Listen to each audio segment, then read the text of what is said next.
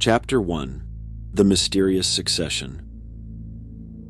A crumbling Victorian home stood like a ghost of the past in a quiet, unmemorized part of Ravensbrook. The home had been the subject of many stories and folklore for a very long time, and the neighborhood was always under the shadow of its eerie presence. Residents referred to it as the Morrison Estate. Decades had passed since the mysterious owner of the Morrison Estate, Mr. Edgar Morrison, mysteriously passed away, leaving the estate empty. The town's kids would frequently challenge one another to approach the mansion's massive gates because of its whispering dark secrets and hidden horrors emanating from its towering turrets and ivy-covered walls. Following Mr. Morrison's demise, Emily Sinclair, a distant relative, got a letter from a lawyer's office. The news in the letter, an inheritance that comprised the Morrison Estate and everything in it, would alter her life forever. Though Emily was a quiet and timid lady who had never met her distant aunt, she couldn't help but be drawn in by the idea of inheriting a home as vast and ominous as this one. Blind to the evil powers that had long inhabited the Morrison Estate, she traveled to Ravensbrook to claim her unexpected heritage. It was a dreary fall day when Emily arrived, the facade of the mansion obscured by mist and drizzle. A shiver ran down her spine as she entered through the grand front doors. The walls themselves appeared to shiver. The house's interior was a disorganized jumble of abandoned rooms and stale hallways. The walls were covered with portraits of grim-faced forefathers, their eyes following her every step.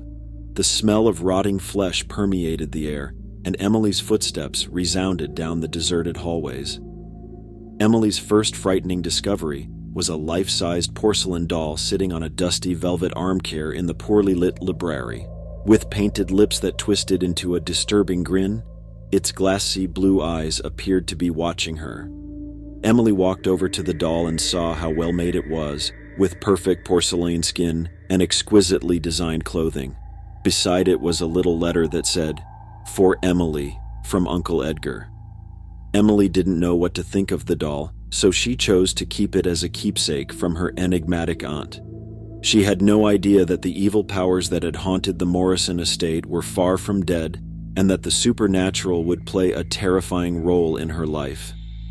After Emily found the unsettling porcelain doll and a letter from her late uncle in the mansion's library, Chapter 1 came to a close. She had no idea that the mysterious doll held secrets that would soon be revealed, or that the evil spirits that had long plagued the Morrison Estate were starting to stir. Chapter 2: Silent Voices in the Night. Emily's discomfort increased during the course of the Morrison Estate's days. With its glassy eyes and menacing smile, the evil doll gave off the impression that it was a living being. It seemed to be observing everything she did, trailing her gaze across the estate. Emily used to hear weird sounds reverberating through the poorly lighted hallways at night. Whispers appeared to come from the walls themselves like soft whispers carried by the wind. The whispers became louder and more persistent as the evenings went on, but at first she wrote them off as the creaking of an old home. When Emily woke up from a particularly sleepless night, the porcelain doll was at the foot of her bed with its eyes fixed on hers. Reaching out to move it, she felt a shudder go down her spine since she couldn't remember setting it there. In the quiet of her room, a voice said, "Emily," faint as a sigh yet clear.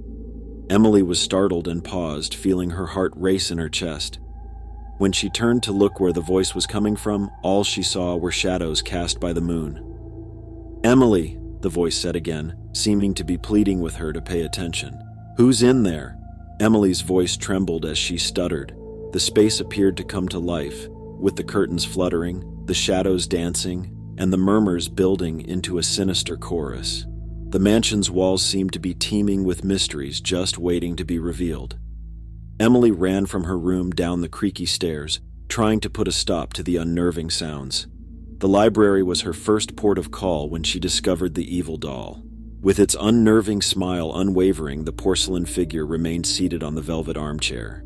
Whispering, "Uncle Edgar," Emily gripped the note that had come with the doll. "In this cursed place, what have you left for me?" Emily's fingertips traced the letters on the message, and then the armchair's secret compartment popped open. She found a leather-bound diary inside, the pages lined with her uncle's illegible penmanship. The diary described Edgar Morrison's trials with taboo rites, his fascination with the occult, and his disastrous attempts to discover the doll's secrets. Emily was devastated to learn that her late uncle had been embroiled in circumstances outside of his control. The sounds in the mansion became more frantic and louder, almost if they were calling Emily to find out what was going on. She was aware that she had to investigate her uncle's terrible experiments further and face the evil doll's dark past.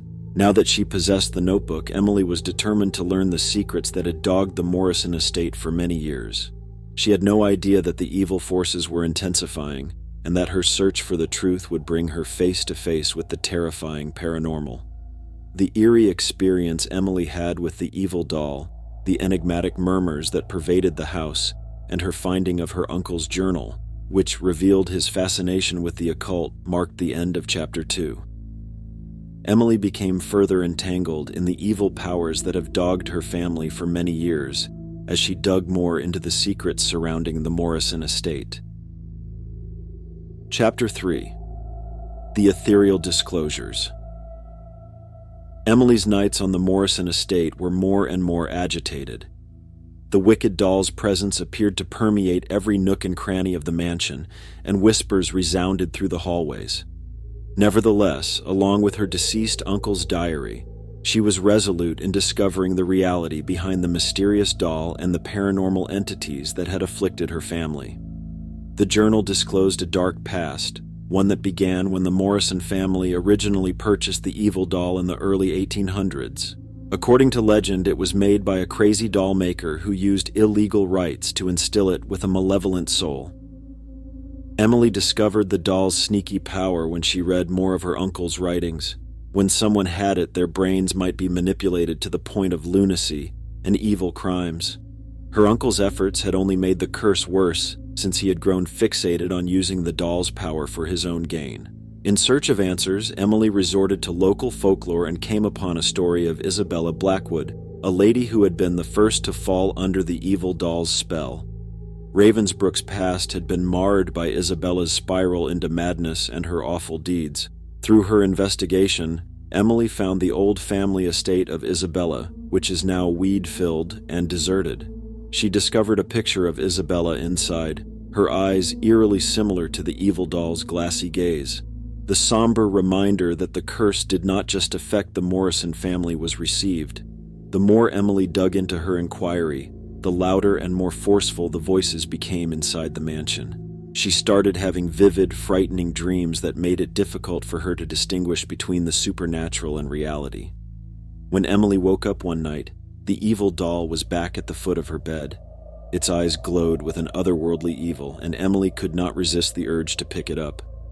A group of voices murmured, "Join us, Emily," and their words clung to her consciousness like a grip. Emily, however, resisted, her will to lift the curse that had followed her family for many years, strengthening her resolve. Desperate to drive out the evil powers, she put the doll in a wooden box and sealed it with a protective talisman. The mansion itself appeared to be in protest at what she had done. The whispers became agonized howls as the walls trembled. Emily was aware that she was about to engage in a paranormal encounter with the evil doll and the evil spirit that had taken possession of it. Carrying the notebook and resolute, Emily readied herself for the last struggle against the evil spirits that had afflicted her family for many years. She was determined to break the curse that had entrapped her family's heritage and discover the truths held by the evil doll. When Emily learned of the doll's deadly past and its dark power, Chapter 3 came to an end. The doll's first victim, Isabella Blackwood, had been identified by her investigation, and Emily's dreams and the sinister murmurs about the mansion had become more acute. In order to get ready for her family's inevitable showdown with the paranormal powers that had tormented them for many centuries, Emily locked the doll away. Chapter 4. The Malevolent Face-to-Face.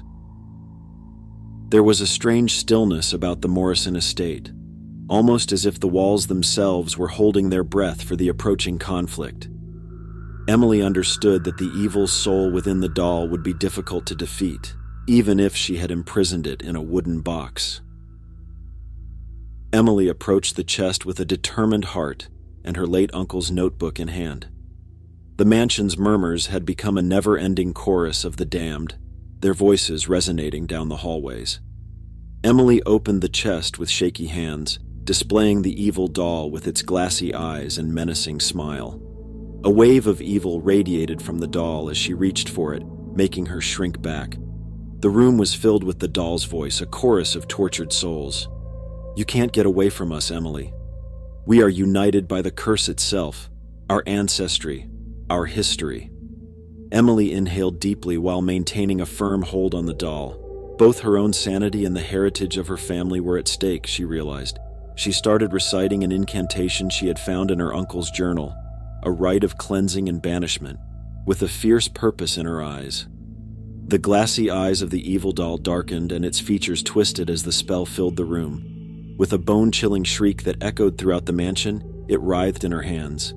It felt as though the walls were trembling and the evil spirit's depressing and agonizing murmurs were growing louder. However, Emily persisted, putting her might up against the evil spirits that had afflicted her family for many years. Emily concluded the incantation with a last powerful lyric. Before its porcelain body broke into 1,000 pieces, the evil doll let forth one final agonizing cry. The stifling feeling subsided as the room filled with an unearthly brightness. As if released from the spell that had kept it imprisoned for so long, the house itself appeared to sigh in relief. There was an unsettling quietness in place of the murmurs that had been haunting the hallways. Emily was aware that she had freed her family and the Morrison Estate from the evil doll's grip. It was now time to put her late uncle's preoccupation with the occult and the cursed doll to rest. Emily couldn't help but take one more look around the estate before leaving. The Morrison Estate has changed from being a haven of evil and darkness to a peaceful haven.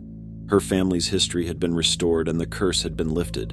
The Morrison Estate would remain mysterious and eerie to the residents of Ravensbrook, but Emily knew otherwise. The evil doll and the evil spirit that had haunted her family had been defeated, and she had come out of the paranormal experience stronger and wiser. Emily's effective exorcism of the evil doll that had been tormenting her family and her last encounter with it marked the end of Chapter 4. Emily had lifted the curse that had followed her family for many centuries, and the once dark Morrison Estate had become a haven of calm.